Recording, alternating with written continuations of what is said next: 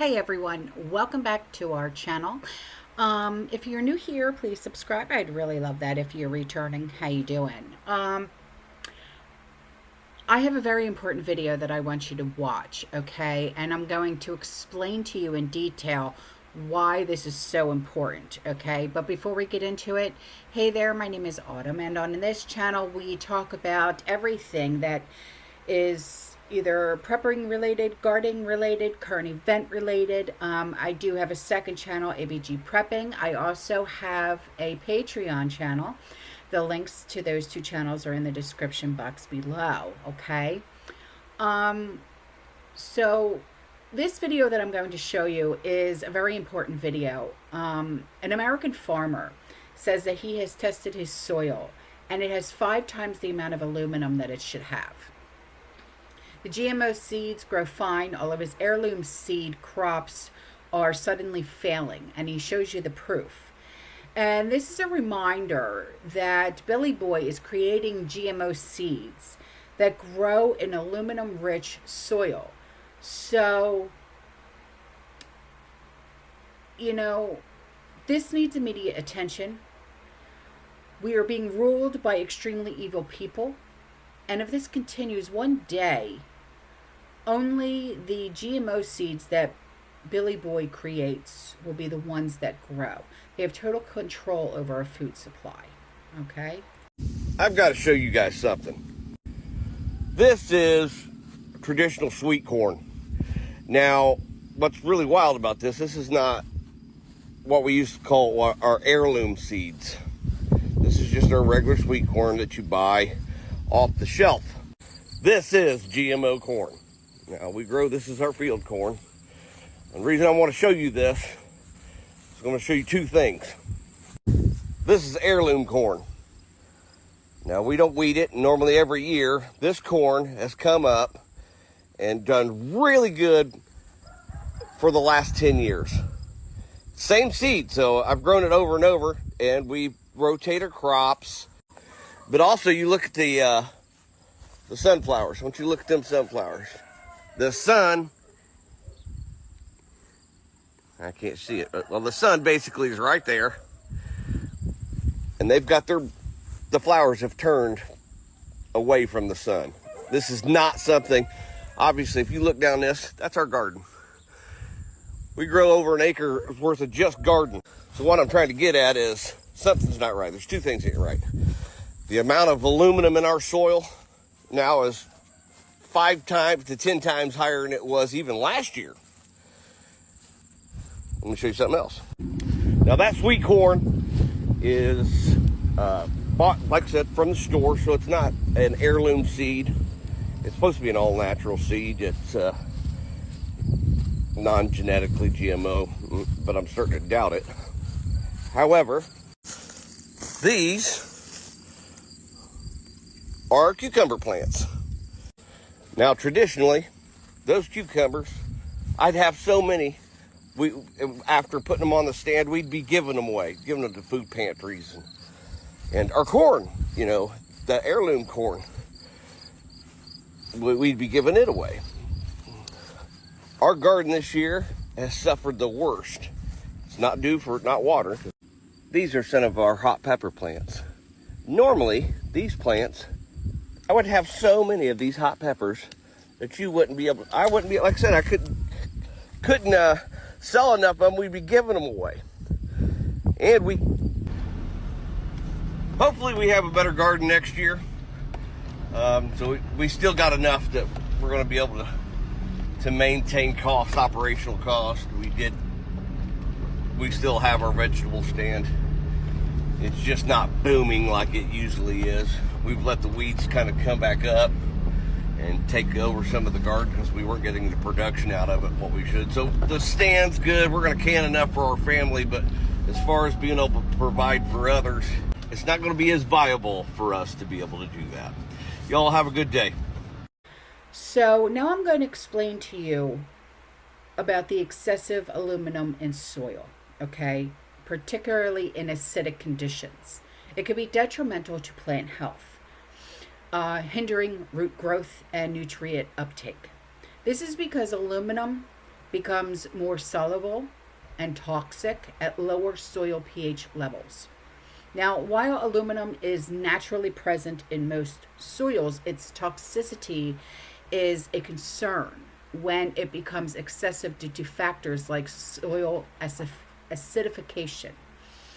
So, aluminum toxicity is most problematic in acidic soils with a pH that is below 5.5. In these conditions, aluminum becomes more soluble and can be taken up by plants that lead to various adverse effects. Aluminum toxicity primarily affects root growth, hindering cell division and inhibiting nutrient uptake. This can lead to stunted plant growth, chlorocysts, or what's known as yellowing of the leaves, and reduced yields. Soil acidification that is caused by natural processes like rainfall or human activities like using certain fertilizers can contribute to increased aluminum availability. So, to mitigate the aluminum toxicity, farmers or gardeners like you and I can use liming to raise the soil pH, apply gypsum or calcium sulfate to displace aluminum, and to use soil tests to monitor aluminum levels. And I'm going to tell you how to do that in just a sec. Some plant species are naturally more tolerant to aluminum toxicity and have developed mechanisms to cope with its effects, such as excluding aluminum from their roots or tolerating its presence internally. So, excessive aluminum in soil can also have broader environmental and human health impacts, including potential leaching into groundwater and affecting other organisms in the ecosystem. So, while there is no readily available specific home test for aluminum in your soil, you can assess soil pH, which is a key indicator of potential aluminum toxicity. If the pH is below 5.5, like I said before, there's a higher chance of aluminum being present in toxic levels. A lab soil test, is the most accurate way to determine aluminum levels. So here's how to assess soil pH at home. Collect a sample of your soil, okay? Dig down like a few inches below the soil, the surface, okay, in multiple locations, and then combine the soil. So go down maybe say 6 inches down, okay, and then do a test. Mix your soil with water, and then add vinegar. And a bubbling or fizzing is going to indicate an alkaline or high pH soil. And it's unlikely to have toxic aluminum levels, okay? But you're also going to add baking soda into that as well. Okay, so this is going to be like your only at home test that you could possibly do. Or you could do a commercial test, but this works just as well, okay? But there's no on the market test that I know of that you can do, okay? You could do the baking soda thing too. Mix soil with your water, then add baking soda, okay? Bubbling or fizzy is going to indicate acidic, which is low pH soil, which may have a toxic aluminum in it. Your commercial kit, follow the instructions on the soil test kit for accurate pH measurement, okay? So how do you interpret the results? A pH below 5.0 suggests high risk for aluminum toxicity, okay? Consider a lab test for a more accurate assessment of aluminum levels. Send your soil sample to a lab for analyses. Aluminum toxicity can be toxic to plants, like I said, for low soil pH levels, hindering root growth and nutrient uptake. Symptoms of aluminum toxicity include short roots, nutrient deficiency, and stunted growth, okay?